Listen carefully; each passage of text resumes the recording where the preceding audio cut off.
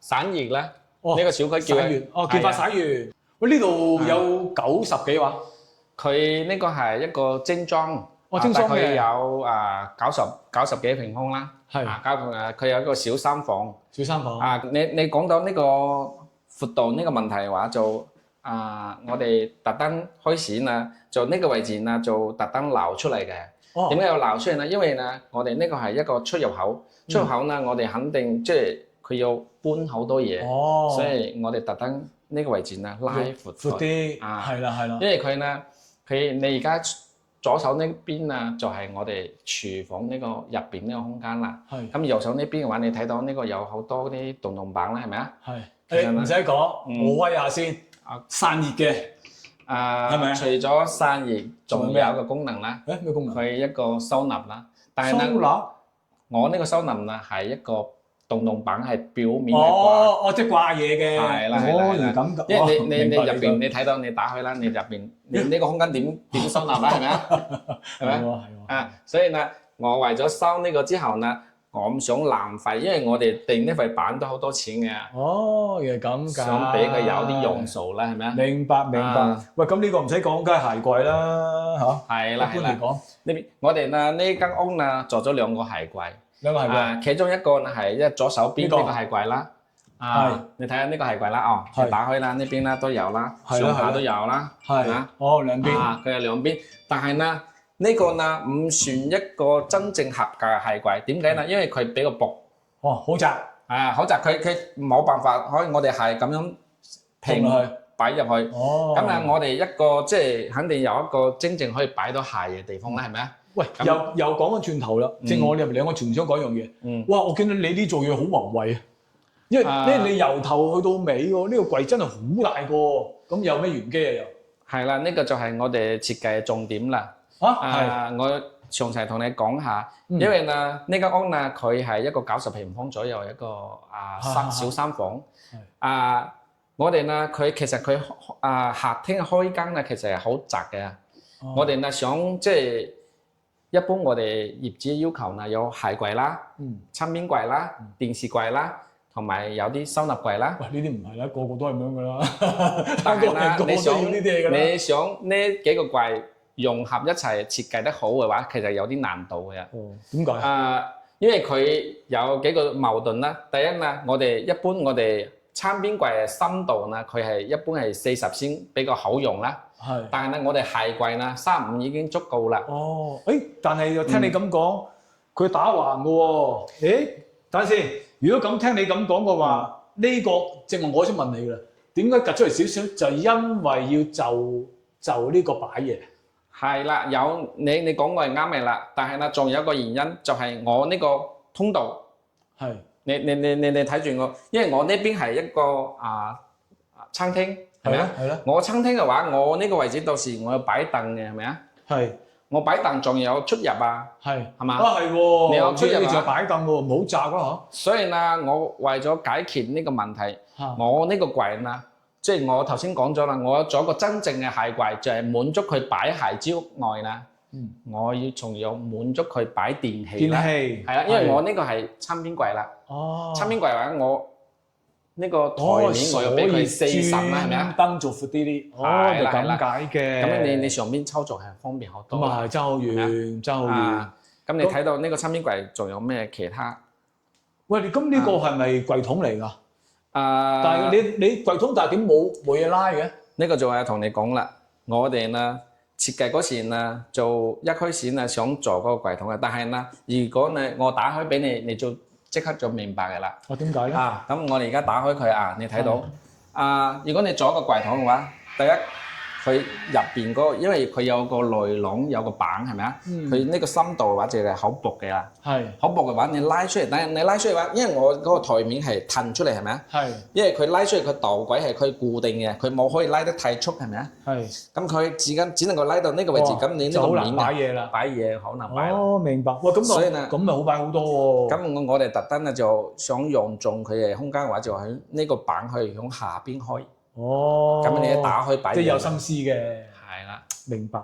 呢個就係設計咯，有時明白。所以設計師重要就係呢一度。喂，呢個咩嚟㗎？咁得意嘅。你睇到啊，我俾你操作下，可以掹出嚟呢個啊。誒呢個掹出嚟話，有時啊可以求其貼響其他地方啦，都得嘅。都得嘅。咁你可以打開呢個有觸摸啦啊，你睇下係咪？嗱，哇！呢個我哋開關嘅電啊，係啦，你睇到呢個下邊，我哋有時係睇電視係咪啊？我哋我可以攞到呢個位置，攞到呢個梳化呢個位置嚟打開呢個燈係咪啊？係，因為我哋設計呢個燈咧有一個即係有個功能，即係呢個燈咧專登俾睇電視用嘅啊。點解啊？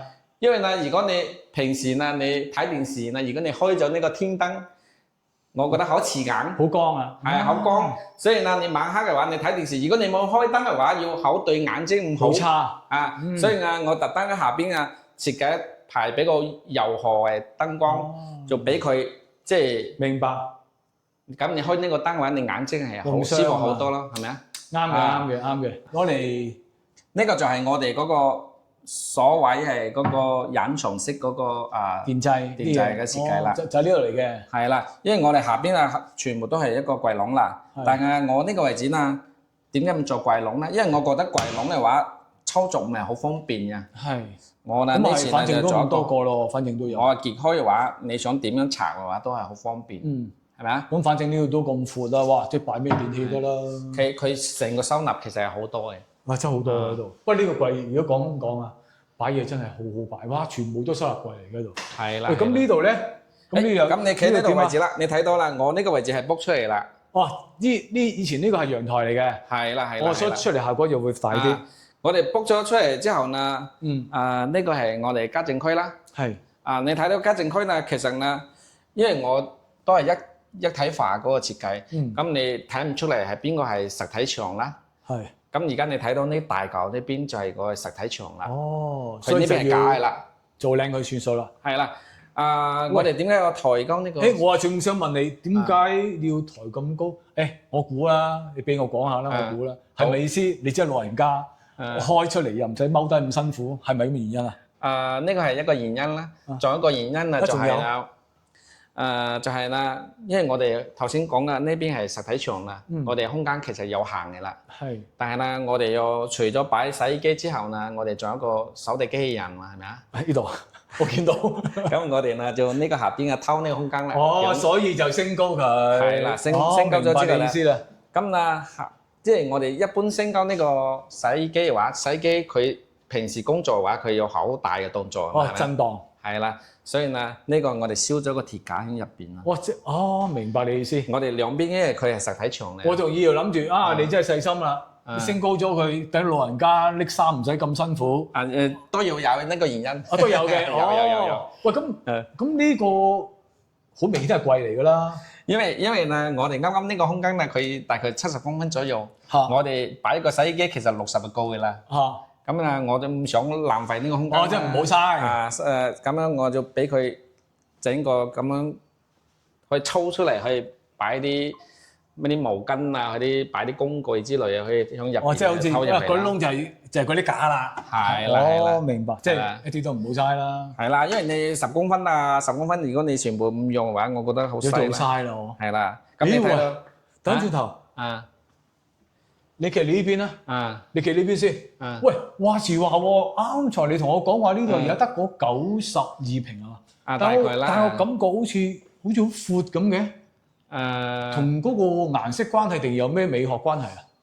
其實呢個係因為你睇到頭先嗰個背景牆，我試過好似好大間喎。因為我想俾嗰個業主雖然係一個佢買係90幾個平方啦，我想俾佢有100幾個平方嗰個客廳嘅感覺。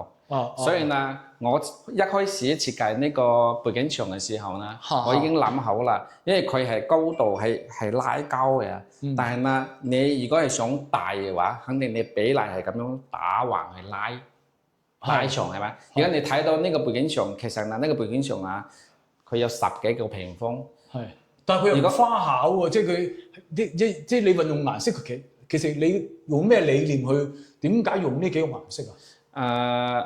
第一啦，你睇到電視機啦，我哋平時關住呢個電視機，佢係咪黑色嘅？係咪啊？梗係啦。佢係黑色嘅話，所以呢，我哋用一個黑色嘅面板，全部係咁樣。咁變咗就整體咁樣啦。俾佢一個睇上去嘅話，呢個電視機係完全係暗藏喺入邊嚟啊！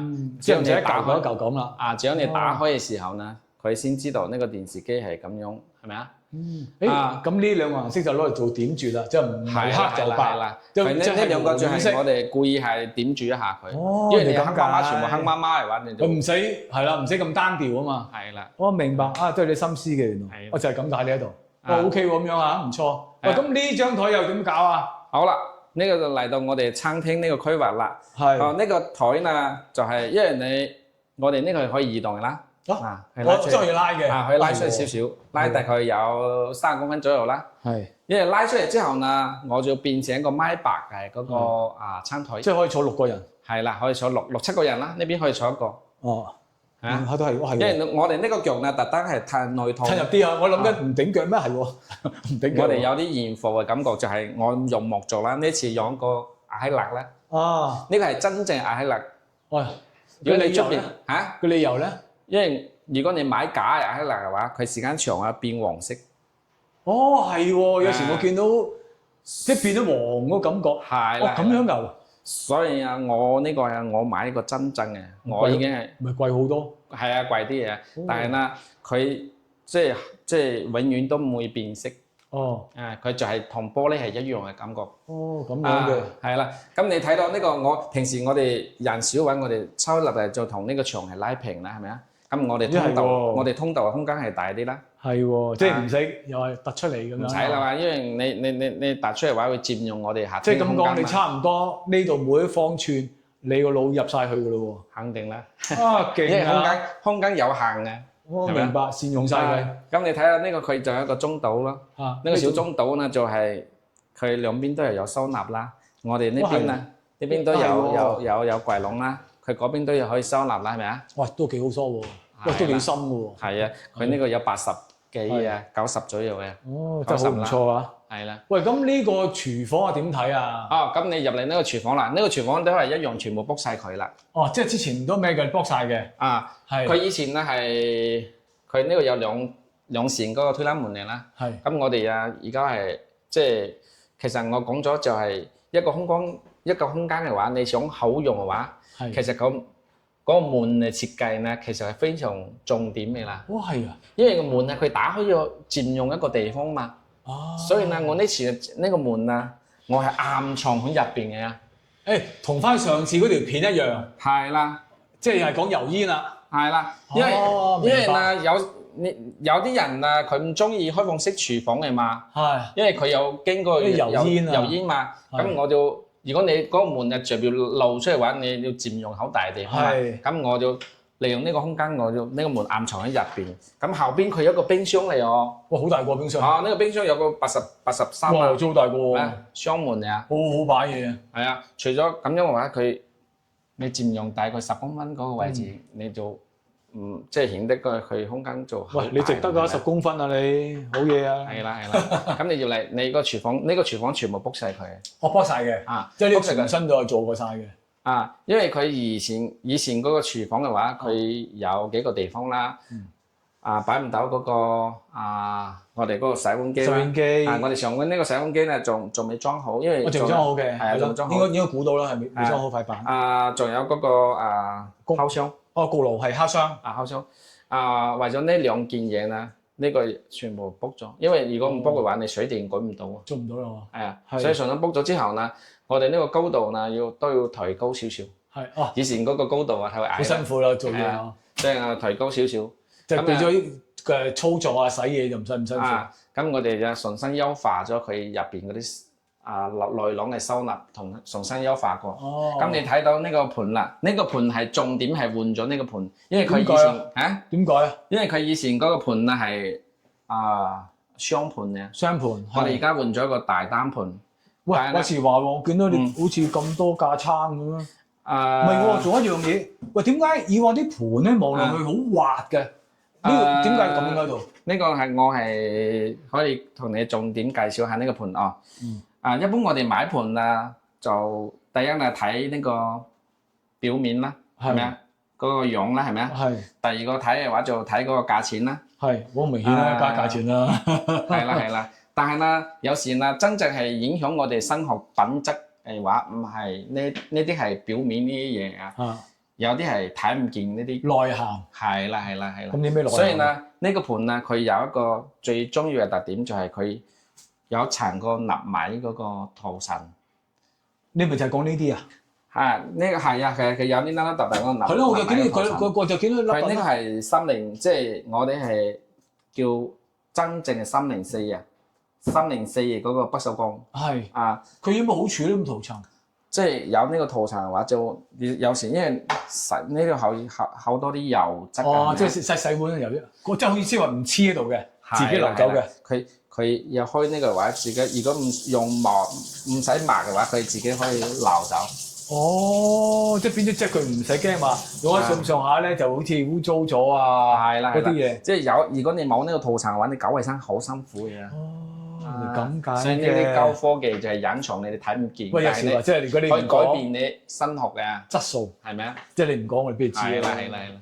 喂，話時話喎，呢個天花望落去都幾骨子喎。因為一般我哋見到天花咧，一係就好光，又或者係冇乜嘢感覺，但係呢個感覺俾到我好似好闊啊！即係呢個就係阿維維你頭先講嘅呢個天花啊，因為呢個天花啊，其實啊，我哋成個呢個設計啦，就係一個無紙燈嘅設計啦。係。但係咧，無紙燈啊，其實啊，佢有好多種嗰個方式嘅啦。嗯。但係咧，我哋呢次揀咗一個非常簡嘅嗰個。好簡潔嘅嗰個燈光，呢個燈光咧，我關咗呢個燈，你睇下，平時如果你關咗呢個燈，你都唔知道我上邊有燈嘅。我關咗呢個燈，你試下啊。我睇下啊，係咪啊？平時如果你關咗呢個燈，你睇呢個周邊係咪好似一個我特登留一條線咁樣，係咪啊？啊，但係我打開燈嘅話，佢會有個現貨嘅感覺。因為我哋呢個佢以前精裝房嘅話，佢就冇天花嘅啦。但係我哋點解要做天花咧？兩個原因，一個為咗無紙燈啦，一個係為咗我哋上邊呢個風管機。係啦，係為咗呢個風管機啦。呢個因為必須要做天花嘛。但係呢個天花啊，我就係為咗佢有一種非常非常極簡，但係咧平時我哋閂咗燈之後。我哋要俾人哋睇，好似我哋冇做燈槽嘅感覺。有好多人啊，唔討厭做燈槽，係點解要討厭咧？因為燈槽殘個灰塵。又係。係啊，係咪啊？哇！咁呢啲我哋呢個係用咗一條好細嘅六合金條，慳咗喺入邊。係。喺入邊話，我哋有個塑膠，有個白色嘅塑膠冚住佢，咁啊嗰個灰塵係入唔到佢。咁都係嘅，原來咁解嘅。喂，都幾細心啊！咪即係幾靚幾靚。其實呢個係一個即係將來我有朋友裝修，我都建議用呢個方法。因為有時咧，我好怕啲燈光乜嘢咧殘眼。係啊，我好怕呢啲。咁但係我呢個可以調光嘅，係好柔和，即係而家我哋都舒服啦。即係起碼你入咗去啊嘛。喂，咁房又點啊？房咁我哋入嚟睇下啦哦。咁呢間房嘅話，佢係一個多功能房啊，唔使講啦，打麻雀最大嘅就係我哋起咗個地面啦。地面呢個係呢個係一個反毛紋磚。磚嚟嘅。係啊，但係呢個呢次我揀一個大磚啦，因為太多罅啦。一條一條嗰個太多罅啦。係。我想揀個大磚嘅話，冇咁多罅啊，咁你係好睇啲，係咪啊？係。喂，咁等嗰個呢間房，即係除咗多功能之後，佢平時就如果你有客人話，你可以當個客房使用啦。咁我哋客房啊，肯定有人瞓嘅話有床嘛，係咪啊？咁呢個床就呢度啦。就係呢度啦。係啦。因為我而家佢咪擺個床褥上去，你所以呢比較重身啲。係啦。係。所以呢，如果你擺咗床褥嘅話，佢又可以慢慢放低。係啦係啦。明白。佢係咁樣落嚟係咁樣啊，可以放鬆。咁變咗呢度咧。係啦係啦。有一個床啦，就要當床瞓嘅。係啦係啦。明白。咁啊，除咗床之後啦，佢肯定仲有其他收納啦，係咪？因為有人瞓嘅話，肯定有個衣櫃俾佢啦。呢個就係衣櫃啦。係啦。咁呢個都係。咁疊區一疊嘢得。咁呢個都係衣櫃啦，係嘛？唔係呢個呢，除咗可以擺擺啲收納之外咧，佢有一個最大嘅就係，因為我呢個平時啊可以打麻雀啊。哦，擺麻雀台啊？係啦係啦。咁點擺啊？佢啲收納咪棟高喎。係啦，棟高。係。仲有咧，我留幾個十蘇嘅話，麻雀台要充電嘅。喂，點解呢塊板好似又短啲嘅？呢個短啲嘅話就係，因為如果你要騰出嚟嘅話，我有插呢個啊，我覺得要踎低。哦。要俾佢即係唔使踎低就可以。即係又玩你嗰套細心啦。係啊。咁都俾你諗到啦。因為有時設計啦，就係因為年紀大之後啦，即係最好啦，唔俾佢踎低去操作好多嘢，因為你踎低去操作好多嘢嘅話，你個腰會好容易痛啊。即係話如果你唔講咧，要插掣咧，我諗緊，我想問你，點解無前間個入邊有幾個掣嘅？我可能就係攞嚟插嗰個麻雀台係嘛？因為佢通常而家啲電㗎嘛，係咪叉電用㗎？係叉電，係叉電。我唔覺得點解插蘇喺入邊啦，又內有原機。其實你好多嘢都可以充電，或者你嗰個吸塵機啊都可以充電。係喎，即係可以擺晒呢度哦。係啦。哦，呢個之前就係陽台嚟嘅，就去到呢一度嘅。之前呢個位置係一個窗嚟啊。平時一個多功能房嘅話，佢呢個可以出入去，因為出邊操作係方便啲，係咪啊？咁係。咁呢個整張台仔啊嘛，咖啡傾下偈都個景咁開闊。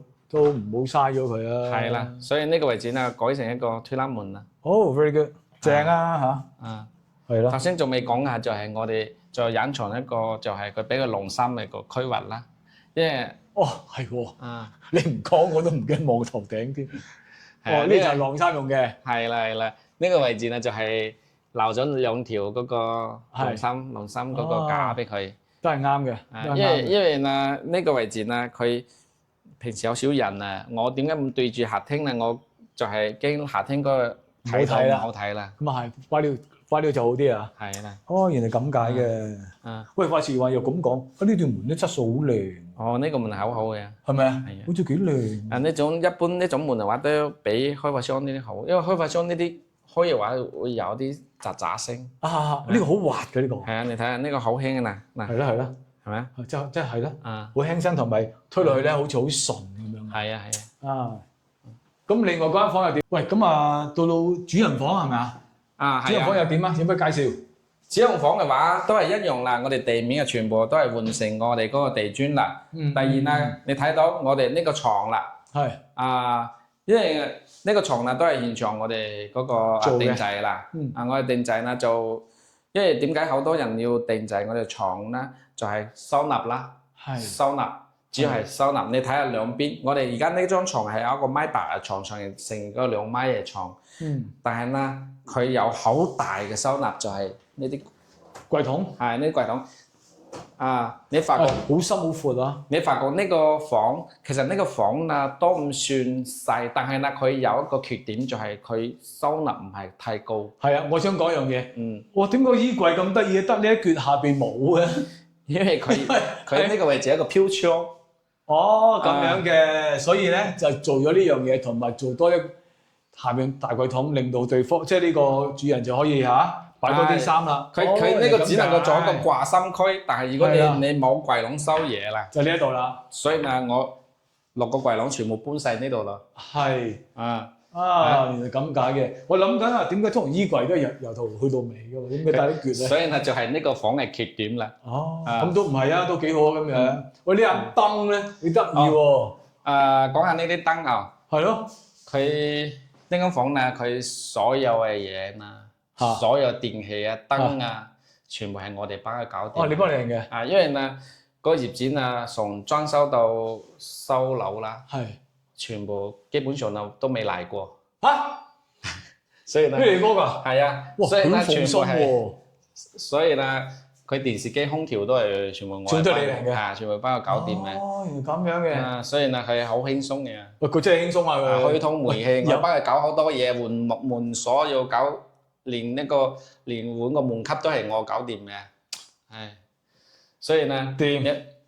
你睇下呢啲嘢，呢啲燈嘅嗰啲垂質係非常靚仔。咁就你揀俾佢㗎？係。即係到時你揀唔之後要幅相俾佢睇，你中唔中意啊？咩質素啊？咁樣我哋全部去做一個清單俾佢，同埋價錢啊，全部有。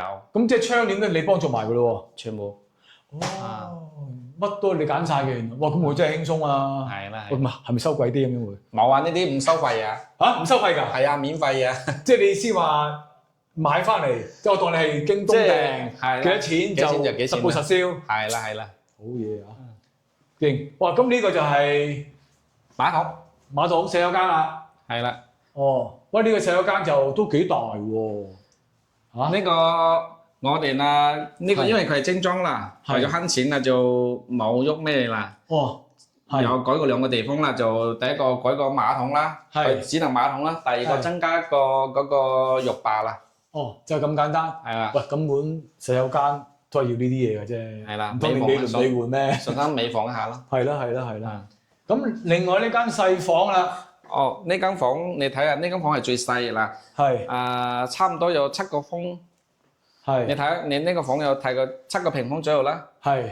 但係咧，佢收納都唔少喎。係，我見到啲櫃都好多喎。係啦，因為我哋啦全部貼住呢個牆就做咗個 L 型嗰個櫃啦。係。係。呢個呢就係你睇咗，雖然係有7個平方，其實佢收納有20幾個平方。係。收納嘅面積有20幾個平方。喂，咁你呢度嚟計算啊？雖然而家我望到好多收納啊，你可唔可以講俾我聽？呢個最特點，你覺得你做得好好嘅，有啲邊啲可以介紹到俾我？第一啦，你睇下呢個床啦，係咪啊？呢個床啦，佢每一處都係收納，因為上面可以揭開啦。呢度啦，係啦，呢度可以打開啦。係啦。呢個上面可以打開啦。第二話，因為細空間啦，呢個都有掛衫啦。係。掛衫區你打開你睇到哦，嚟呢度你睇到呢個位置啦。咁你睇到呢個櫃同我哋其他嘅衣櫃有咩唔一樣？唔一樣啊？如果咁講，我又覺得呢塊板好似短咗啲，通常一般都係闊出啲。係啦，俾你睇到啦。到我講啦，我知道講乜嘢啦。好掛啲，同嗰個一樣啫嘛。係啦。係咁解，真係㗎。一個係好掛，因為我哋關完門之後，呢個通道好窄啦。係。